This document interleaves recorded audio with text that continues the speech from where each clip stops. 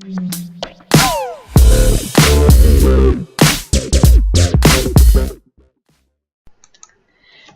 I'm Amber. I'm Caitlin. And I'm Becky. And you're listening to Fangirls Anonymous. Welcome. Yay! Thanks for coming back.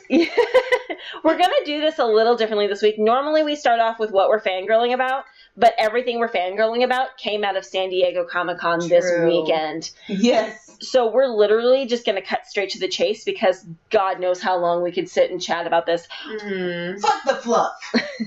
We have each picked two things that were of special interest to us, and we're going to discuss. So why don't we just jump right in? Caitlin, why don't you talk about your first thing? American Gods trailer! Oh my god, guys. I love Neil Gaiman. Neil Gaiman, Yes. he writes gold every single time. He just came out with the book, View from the Cheap Seats. It's amazing. I've just started reading it. It's all nonfiction essays. Tell us a bit about that. It's essays and nonfiction that he's written instead of history. Fantasy. Sorry. Fantasy. And so it's all his nonfiction writings, essays, introductions to books, things like that. Anyway, I digress. But it's good. He writes amazing stuff, and American Gods was one of the first books that I read. It's thick. It's beefy. It's a beefy book. And I read all of it. It took me a few months, but it's right up my alley with basically the old gods, the gods of every pantheon that we know and love, fighting the new gods, which are technology, greed, and television. And Shadow is the main character. He's the protagonist, and he just gets out of jail. He gets released from jail actually a couple days early because his wife passed away. And what sets this all off is that his wife comes to him not being dead, and he meets a mysterious man named Mr. Wednesday, which if you know your mythology behind the names of the days of the week, you would know who he is. But you'll get it. I'm not going to spoil that for you. But he's a pretty cool character. And he basically, Mr. Wednesday picks him to be his champion, his guy through all of this. And through this you meet a bunch of other different gods and different characters and different creatures in mythology. And it's just amazing. And the trailer just floored me because some of it I'm like, really? They're going to go that kind of old Western route? Because it's not the feeling I got from the book. It feels very Western in the trailer. And I'm like, okay, I guess it's fine. It's done by Brian Fuller, who did Hannibal, which I also loved. Excellent. And so it's going to be very beautiful. You see images of the world tree and everything, and it's just So visually it's going to be... beautiful. Yeah. Gorgeous. Well, and I have to say, obviously, from every image and clip we've seen so far, this series is going to be really just... And the castings look really good, because even though I didn't envision Mr. Wednesday looking like the guy that they have playing him... Ian McShane? Yes. Yes. It's interesting, and I'm kind of intrigued by it. And I'm sorry, Cloris Leachman. I'm sorry, guys. Cloris Leachman is playing one of the sisters that is being as sort of seen as the Baba Yagas, or sort of the Russian deities. Yes. And she's playing one of them, and oh my gosh, I'm so excited, because I'm like, yes. And it just looks really good. Cloris Leachman. Crispin Gloven plays one of the new gods. Crispin Gloven is awesome. Glover. Sorry. I got excited. I am messing up so many words today. Crispin Glover. Me too.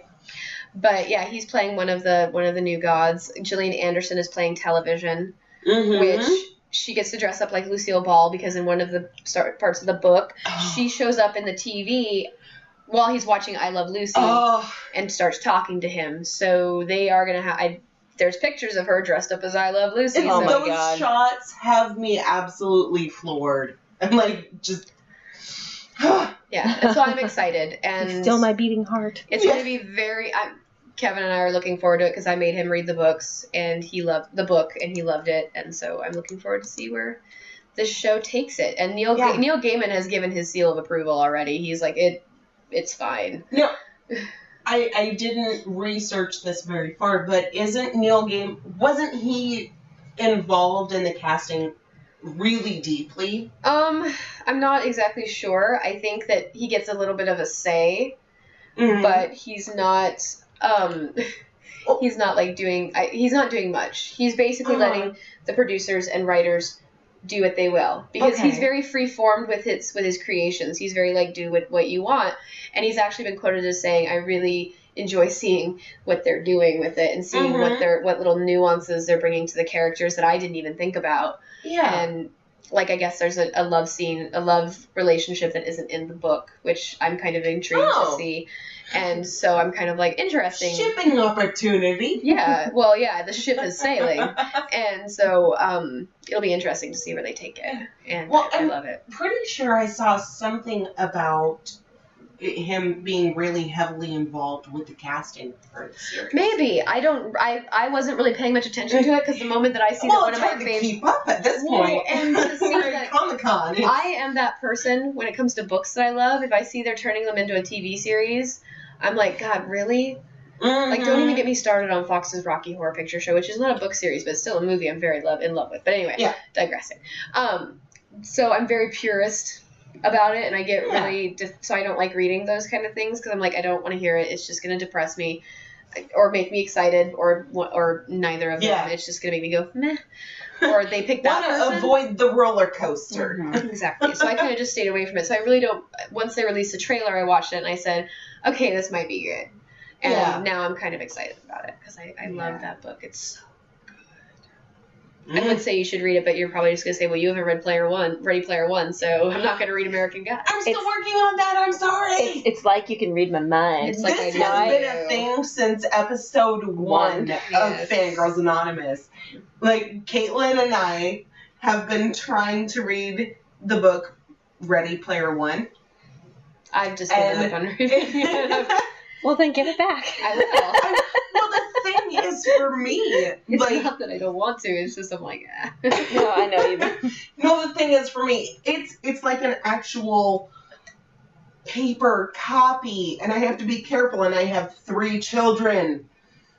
Like, if I've got it on my phone, it's so much easier. Do you want to borrow my Kindle account? You can read it on my Kindle account. You're fucking brilliant.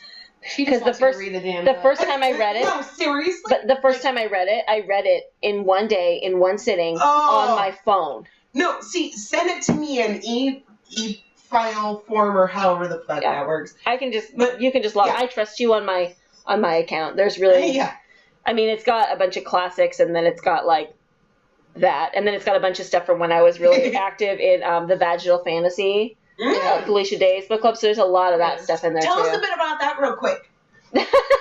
Why? That has nothing to do with what we're talking about. They know, they're nerds. They know what vaginal fantasy is. We're not gonna. You said we weren't gonna do tangents. Okay, I'm sorry. I'm a Pisces with ADHD. I apologize. It was shiny. Let's move on. Okay, if you don't know what vaginal fantasy is, you can look it up on Geek and Sundry. That's what Google's for. Okay.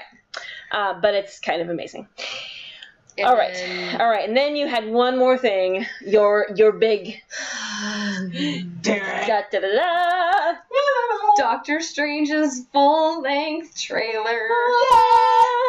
We got to see Benedict Cumberbatch shirtless and doing the mystic arts, and we got to hear his American accent, and we got to... It's really believable. Like, it's good. Yes. Oh, it's good. Yes. And you wrote it down phonetically. Pronounce it. I wrote down phonetically because it was so difficult. Okay. Chiwetel Ejiofor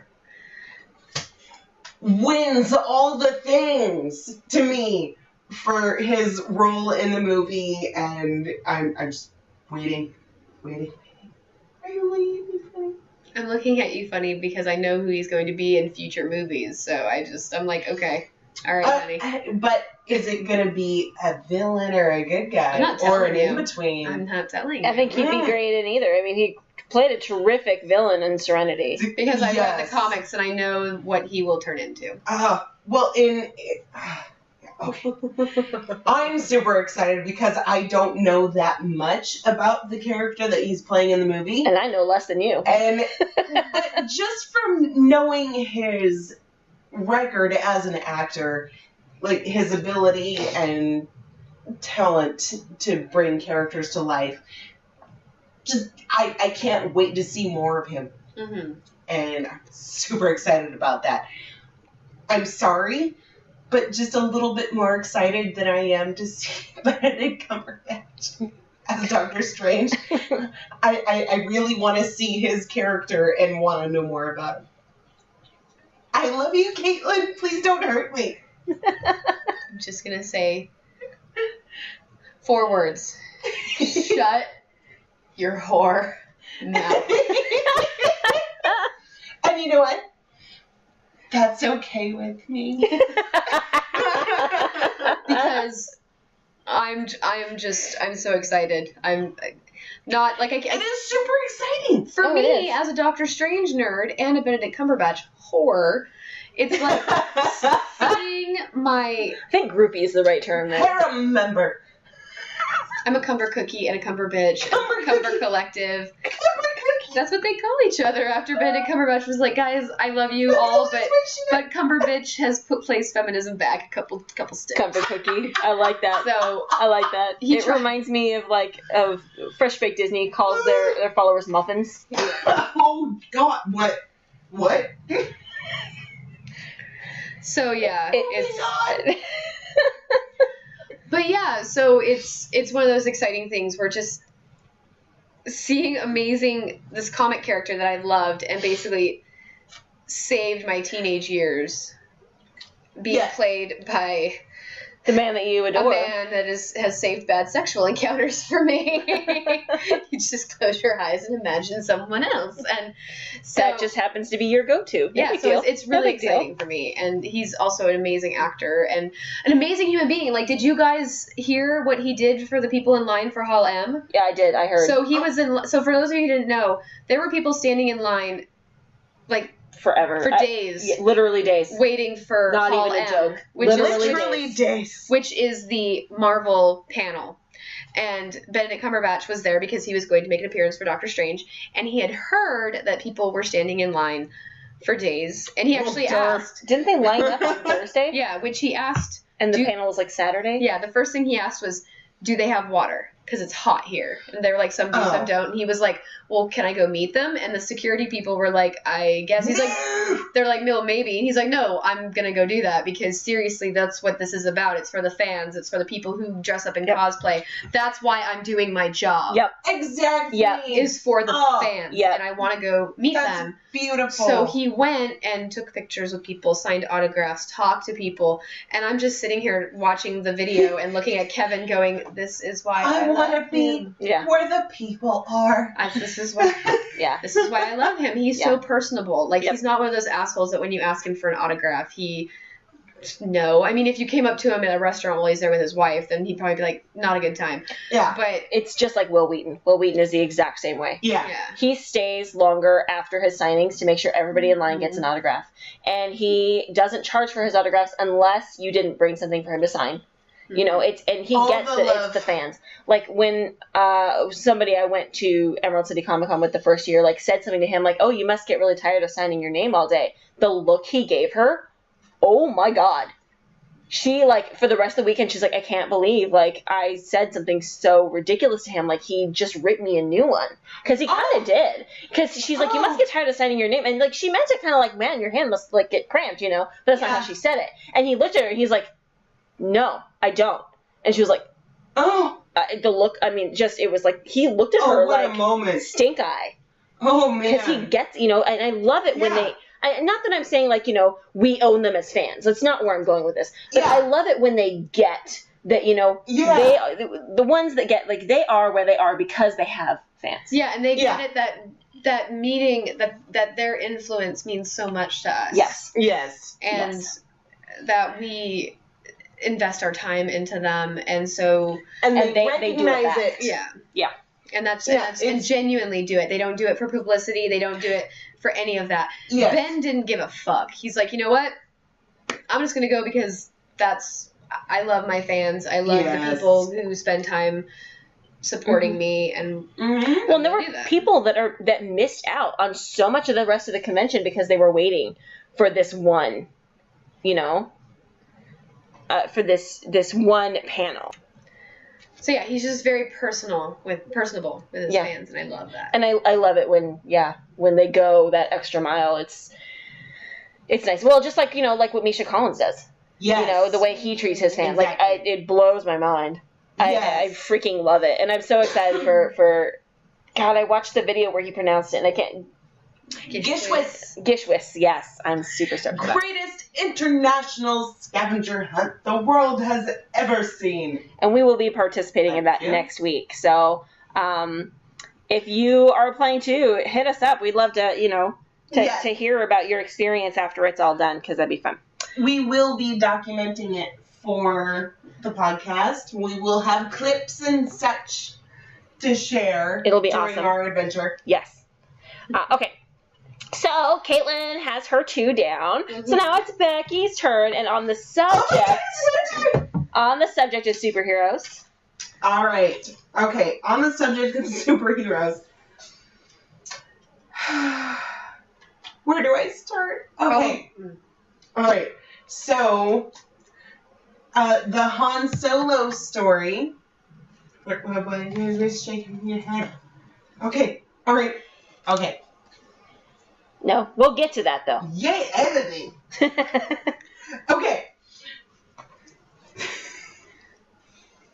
All right. On the subject of superheroes. Okay. The first thing I'm super excited about is Wonder Woman. And I'm super excited to see that, too. I don't know a lot about her backstory, and this seems to really be delving into that.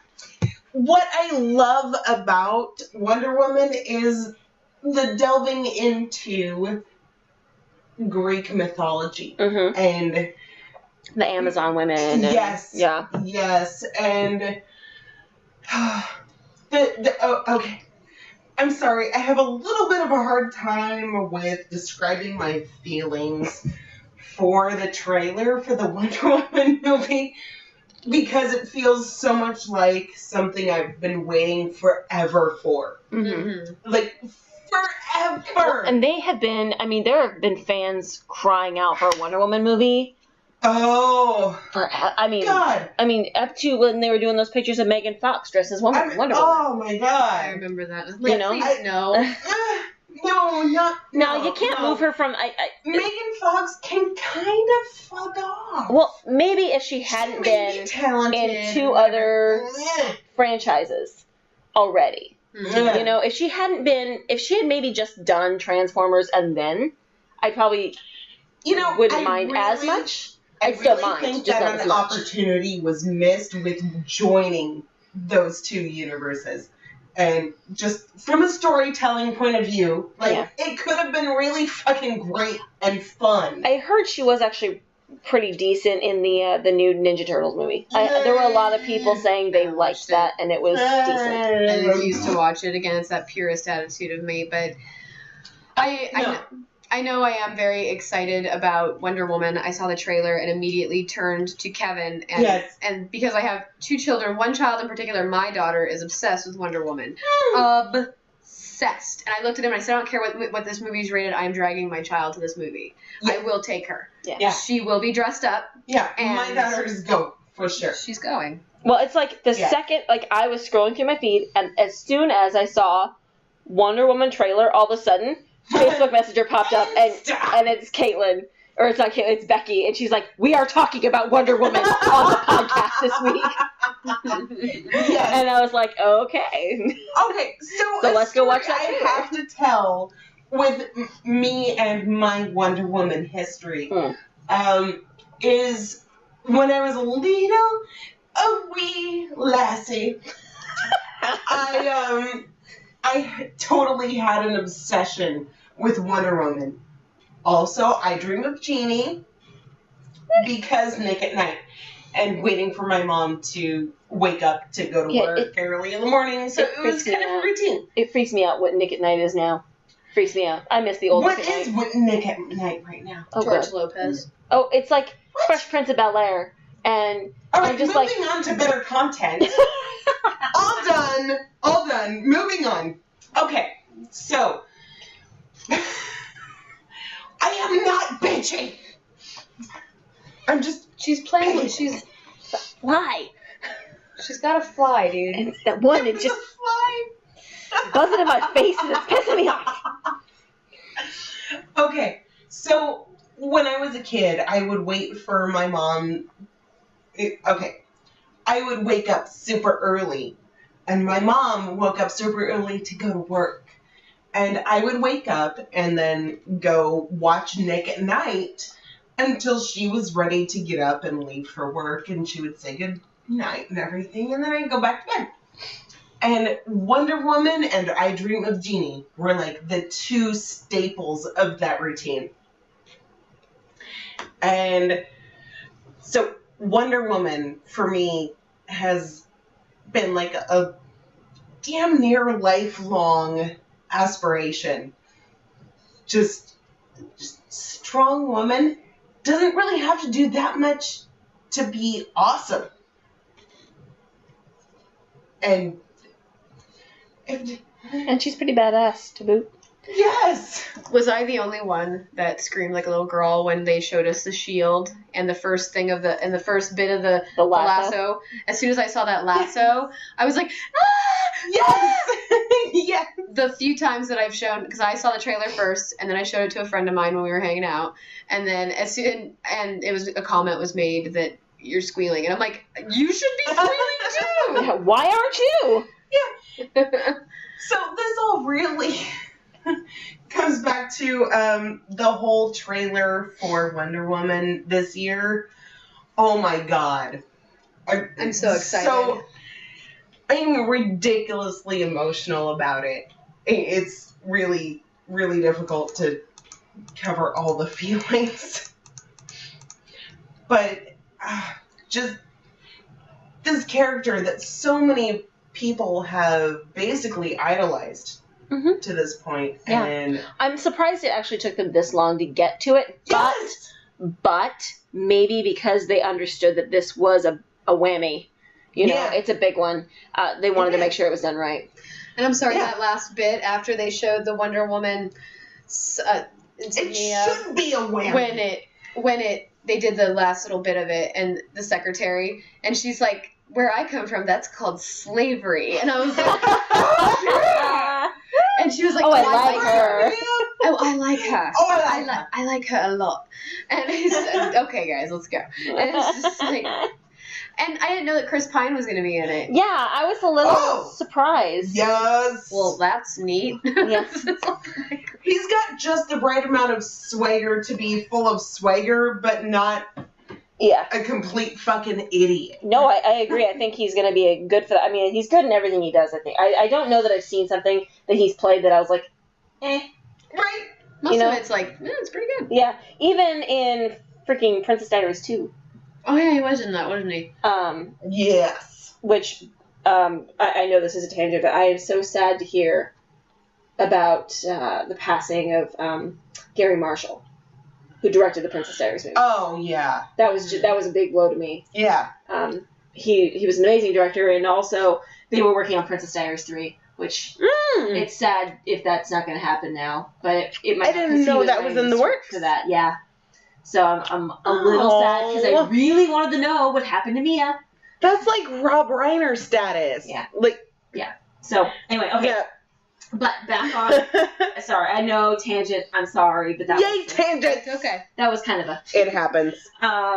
So yeah, I'm excited for this one, and I think Chris Pine's going to do a great job, and I'm really impressed with who they cast for Wonder Woman. Got it. I'm excited. I'm excited. Gal Gadot. And I'm excited to see that backstory too, because I don't, like I said, I've seen some episodes, but that's about where I sit with it. Yeah.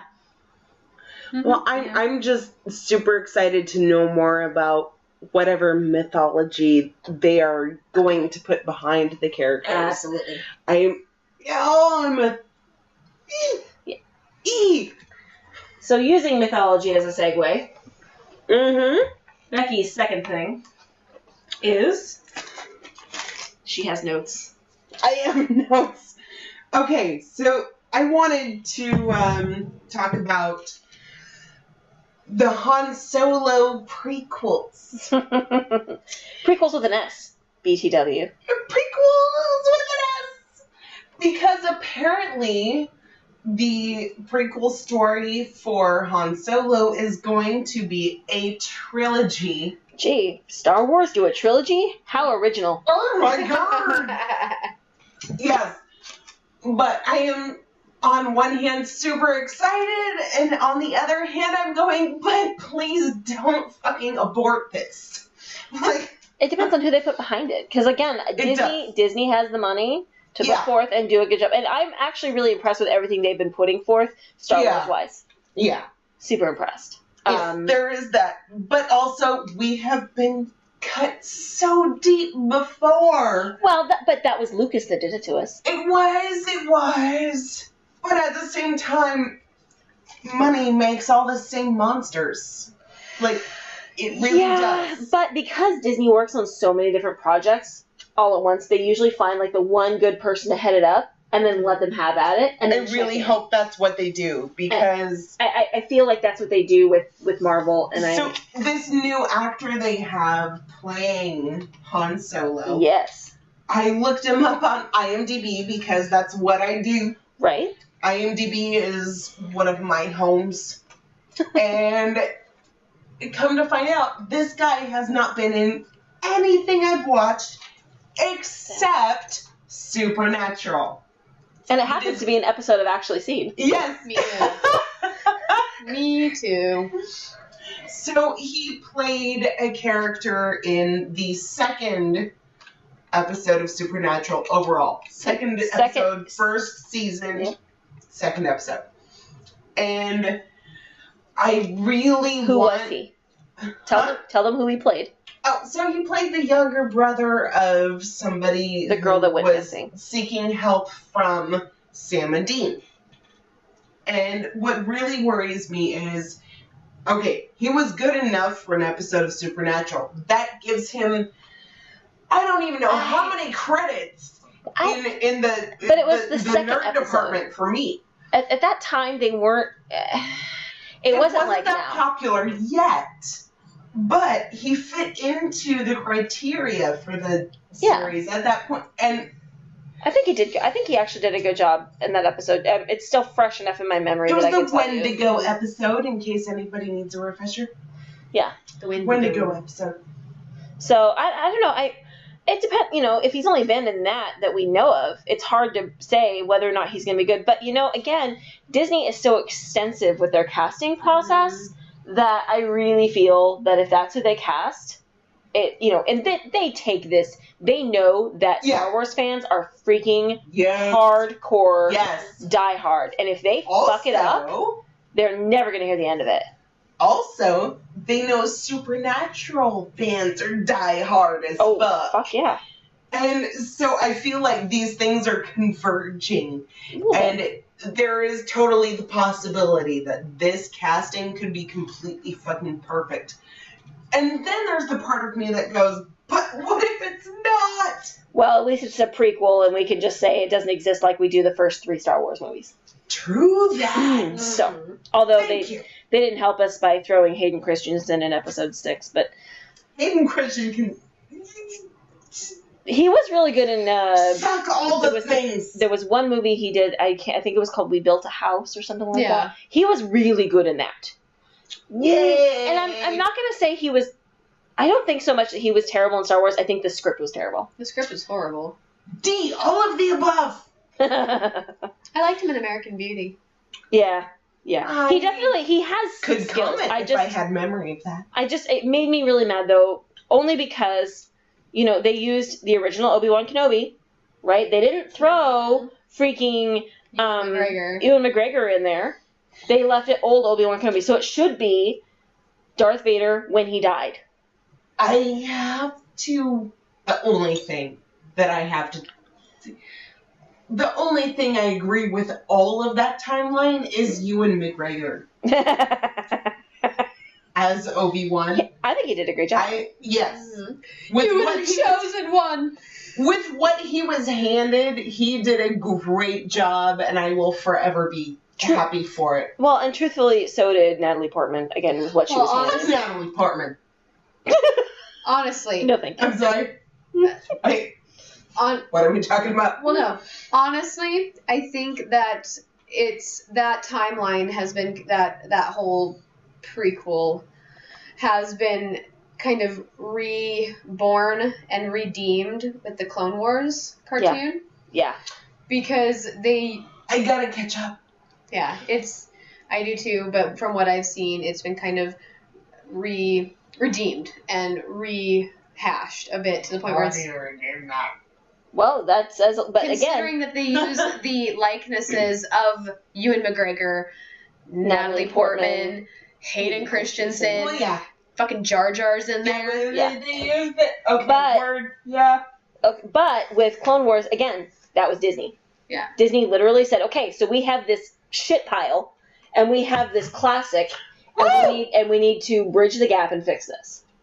And they did. So that's what... Disney has really restored my faith in what's possible with Star Wars. If nothing That's else. excellent. Sorry.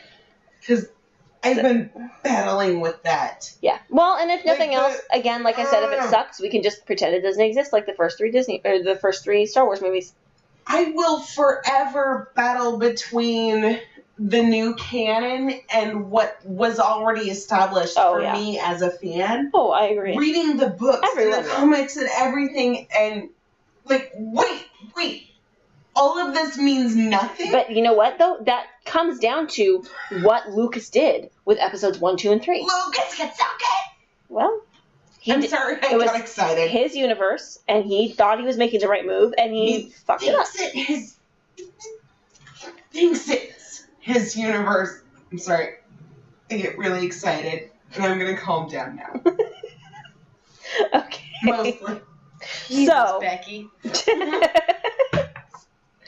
So we had... Becky. So there was one other thing that Becky and I were both really excited about. And I think, Kate, I don't know, were you excited about the tour, the upcoming tour? Animaniacs? Yeah. Oh! Okay, I don't understand. How are they touring their cartoons? Are they going to be dressed up? Or I don't know. I didn't look up more than that. I imagine it'll probably... And I just heard about this. I thought it was just going to be a tiny little mention, so I thought I'd throw it in there for flavor. I think what it'll happen is it'll be like a panel thing. Like the people who do the voice actors, the voice actors will... That'd be great. Will do a tour. And a lot of times when they do a tour like that, they'll do a Q&A. It'll be like a panel at a convention. Only they'll tour to different places so that lots of people will get to see them. And I actually had a funny story about the guy that plays the voice of Wacko Warner. I met briefly. I went to my first Emerald City Comicon, and Billy West was going to be there. And if you don't know who Billy West is, he did the voice of Doug, and he does the voice of Fry on Futurama. And I'm a huge fan. I grew up watching Doug. I freaking love Futurama. So when I heard he was going to be there, I flipped out and decided that I needed to meet him. So I stood in line, and actually it wasn't a terribly long line, but that was before Emerald City Comic Con was super popular. It didn't even sell out that year. So I stood in line, and I got up there, and I was like, hi, and he's like, you are really hyper. And I was like, no, I'm really excited. I was like, I grew up watching Doug. I love Futurama. I watch it all the time, and my son watches Jungle Junction, which was a show on Disney Junior where he did a voice of he did Ellie Dan. Mm-hmm. And he literally stops what he's doing. He looks at me, he goes, Jungle Junction? And then the guy that plays Wacko Warner, looks over and he goes, Jungle Junction? And I said, yeah. And Billy West goes, funny story. So I had to go to Italy, and I don't remember what he said he had to go for, but I land in Italy, and obviously a lot of people haven't heard of Jungle Junction. It's not exactly a super well-known show. Mm-hmm. He says, I get off the plane, and there's this huge lit-up backboard for Jungle Junction. And we were both like, really? He goes, yeah. It was the weirdest thing. So I actually have briefly met the guy that did the voice of Wacko Warner, and he's kind of, I don't know about now, but he's kind of a big, hairy guy. If I had pictured a guy that did Wacko Warner, it probably wouldn't have been him. He looked like he belonged in a biker gang. Nice. So, but yeah, it was, so I'm actually really excited about this. I loved Animaniacs. I love that it's been on Netflix. Been making my kid watch it. Kind of wish they put Freakazoid on Netflix, but... Freakazoid! Freakazoid! Okay. See, Netflix? See? Okay. All right, so now we're getting to my realm. Speaking of Disney. Disneyland is having a major update happen, and people are freaking the fuck yeah. out. Mm-hmm. Yeah. Okay, and the thing is, like, there's all these important messages that have, all this important stuff that came out of Emerald City, or just San Diego Comicon, but this is a huge one. Like, it's all the Disney fans are talking about. So right now, there's a ride in California Adventure, and it's called the Twilight Zone Tower of Terror. And it's amazingly themed. It has all these great little Easter eggs if you're a Twilight Zone fan. I mean, they've even got an intro video where they threw in Rod Serling. And it's extremely seamless and beautiful. Very well done. And you get immersed in the story. It is literally one of the most amazing and beautiful rides they have. That sounds fantastic. And they made a movie to go off of the ride, but they made the ride first. Basically what happens is there's this hotel in the hype of Hollywood. Mm-hmm. And one night it gets the elevator gets struck by lightning and 5 people get zapped into a parallel dimension. And when you walk into the hotel, it's like everybody literally up and abandoned the place. There's luggage with spider webs. There's all this stuff. And the elevator has a sign that says out of order, and it looks like it just crashed. Like the doors are broken. I mean, it looks like you walked in, and it's 1928. Excellent. And everybody just abandoned it. It is amazing. I mean, they got old music, jazz music. It's just seamless. And the thing is, you go in the library because your room's not ready yet. And then Rod Serling comes on and he tells you the story. And he says, but tonight you're the main feature. What you see is a service elevator. And it'll take you to the 5th dimension. Basically. Excellent. And the ride originally came from Walt Disney World. And then they put a copy in Disneyland. And I'll admit the copy in Disneyland isn't as good. It's missing some of the surprises that they put at Disney World, but it's still really good. It's literally an elevator that pulls you down faster than the speed of gravity, and it gives some of the best pictures. It is a super fun ride. They are retheming it completely. They are taking out the Twilight Zone theme period and putting in Guardians of the Galaxy. People are flipping the fuck out. Understandably. So, what is the general consensus? Okay, so, well, the thing is, this was actually announced, it was leaked months ago. Mm-hmm. Literally months. And people freaked out then, and it was actually confirmed that this was something that was going to happen. Mm-hmm. But it was like people forgot. Mm-hmm. And so now that it's announced again, it's huge all over again. And for me, okay, Disneyland agreed with the state of California to do $1 billion in expansions to their park in order to not have new taxes on their tickets. Because they tax everything else in the parks. So they said, look, we already tax our guests enough. Yeah. No other theme parks in California have a ticket tax. So they agreed in order for it to extend for, I think it was 20 years, that they were going to do $1 billion in expansion, and the construction had to start in 2017. They've already started with Star Wars Land. God dang. Okay, which is coming along very, very nicely. If you're interested in updates on that, follow Fresh Baked Disney. They do a great update every week on what's going on. Fresh Baked Disney. Fresh Baked? Do it! Yeah. So then, though, they're talking about also putting a Marvel section into Disney's California Adventure. And I think this is going to be the gateway to that Marvel section. They've also talked about putting a big roller coaster in Marvel Land. But the thing is, they literally just pumped billions of dollars into fixing this Hollywood backlot section. So So the consensus now is, okay, so are they going to then turn this backlot section? Are they going to spend the money all over again and retheme the backlot section completely and put everything in there? Or are they going to leave the backlot section and build behind where there's a parking lot and there's some extra land? So there's a lot of questions about what's going to happen to that area. That area has been really kind of up in the air. They had a Muppet 3D Vision, which then they shut down. They did this whole big Frozen theme area, and it pissed a lot of people off.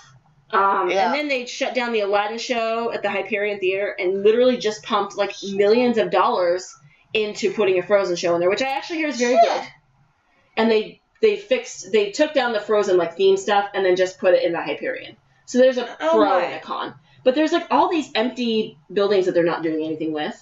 Yeah. Basically. And Monsters Inc. I don't think is like they have a Monsters Inc. dark ride that is a great ride. Yeah. It actually has the first interactive audio animatronic, which is huge. But it doesn't draw the crowds in the way that the other rides do. Yeah. So I foresee them. I don't know what they're going to do with the Frozen show, though, because they literally just put that in there. Like, it opened, like, last month.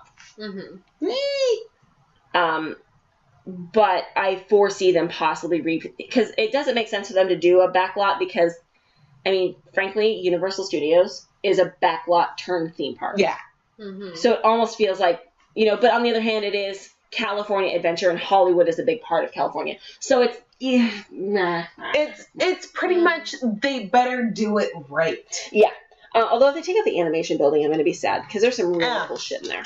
So anyway, that's a huge thing that's going on in the Disney community right now. People are really losing their shit over this. People are pissed as hell. From what they said, though, the ride actually sounds pretty cool. Like, you're helping Rocket? I've seen the movie like twice. I'm terrible. Star-Lord? No, the raccoon. Rocket. Yeah, Rocket. Free the rest of the Guardians from the Collector. That's the consensus. So there'll be some humor built in, which right now, Twilight Zone, they have to throw their own humor in, which they do a little bit, but it's mostly like what the cast members do. Otherwise, it's actually pretty creepy themed, but in a good way, because, you know, Twilight Zone. So it's a good way for them to throw some humor in, I think, and I think it'll be really interesting. So anyway, that's the huge deal with that, and that was announced at San Diego Comicon. They confirmed that 100%. And then the other thing I find super awesome, Trey and Matt Parker made a huge surprise appearance at San Diego Comicon to discuss the new game that they're releasing called Fractured Butthole. Which apparently they wanted to do it called a Butthole in Time or something like that. Butthole of Time. Yeah. Or... And they couldn't actually do butthole. Like, the actual body part. What they had. So they call it Fractured Butt with one T hole. And it just looks amazing. It looks like you're watching an episode of South Park, but you're playing it. Yes. It looks hilarious as fuck. And it does pick up after the previous game, which was Stick of Truth. Yeah. I think this was called, where they basically did a play on the episode where they were running around as Lord of the Rings characters. Basically, these kids are RPGing. Yes. And they, you're playing the game within the game. And so this will be the same thing, only they've swapped RPGs, you really need to play the game. To superheroes. It's hilarious. Yeah. In order to experience the full humor of the shenanigans. What play the game. What I really like, though, is Matt and Trey Parker take their craft extremely seriously. For how satirical their creation is, they take their craft very seriously. So I love that they sat down and they watched the video of PewDiePie playing Stick of Truth. Yes. In order to find out what was good and what needed to be fixed to make this game even better. Yay, nerds! We helped so much with so. this. So I think marginally. Yeah, I thought that was just absolutely amazing. Yes. And so incredibly smart of them to do. So anyway, that looks amazing. I'm not going to spend as much time on that because I don't have as much information. I just saw a few videos on it, and I think it's amazing, and I cannot wait to see it. It'll be absolutely amazing. All right, so that wraps up our San Diego Comic-Con podcast. If you were there and there was something that you find amazing, or also if you have one thing that you don't think we talked about that we should have talked about, drop us an email. hello@fangirlsanonymous.com. Also, I have a challenge for all of you listeners out there. If you have a friend, not if you have a friend, come on, let's face it. We're geeks. We all have friends. We have friends in the nerd world, okay? What we do is a labor of love. We love doing this, and frankly, even if absolutely nobody listens to it, we're going to keep going, okay? We're going to do it anyway. However, And we love you. Yes. However, I would like to pose a challenge to all the listeners. I want you to find one friend. Just one. Not 2 or 3 or 5. Just one. One. But if you want to do Just 2 or 3 one. or 5, that'd be great. Oh, yeah. We There is appreciate that. extra credit. Anyway, yeah, there is such a thing as extra credit. Find one friend, pick your favorite episode, and have them listen to it. Because Yes. we want to share this space with everybody, as many people as possible. So that's my challenge to you. Find one friend, and I will know. I will know. I'm not going to tell you how I know. But let's just say that statistics don't lie. Statistics don't lie. Who's a Ravenclaw now? Bitch. All right. Anyway, Welcome to the dark That's why side. we love you. Welcome to the dark side. there is also one more thing that we want to talk to you about. We are coming up slowly but surely on our 20th episode of Fangirls Anonymous. And we have decided that we would like to do a Q&A session, question and answer session. So we would love Q's for us to A. Gay kitty? So if you have any questions, they could be as silly as what color is your toothbrush, to if the world was ending and you had to sleep with a superhero to save the world, which one would it be and why? No spoilers. Literally any question. We would love to hear it, and we would love to answer it. I don't think we're going to put any limitations, because let's face it, we're already labeled explicit on iTunes. You may as well bring it.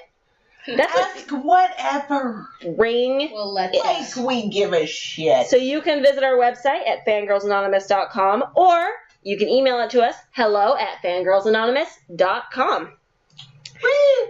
And with that, I think we're going to wrap it up this week. But you will hear from us next week. Same fangirl time. Same fangirl channel. Bye. Bye, guys. Woo!